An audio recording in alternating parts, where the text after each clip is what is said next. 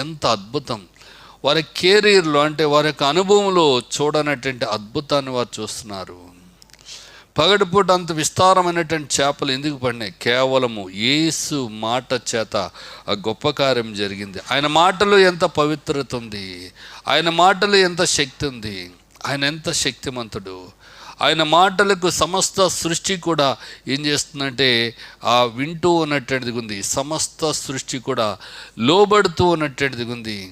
కనుకనే ఆయన చూసి పేతురు అంటారు, యేసు మోకాళ్ళ ఎదుట సాగిలపడి, యేసు ప్రభు ఎదుట పేతురు సాగిలపడుతున్నాడు. సాగిలపడి అంటారు, ప్రభువా నన్ను విడిచిపోము, నేను పాపాత్ముడిని అని చెప్పినాడు. మానవుడు పాపాత్ముడు ప్రియులారా. పాపాత్ముడైనటువంటి మానవుడు పరిశుద్ధుడైనటువంటి దేవుని ఎదుట నిలవజాలడండి.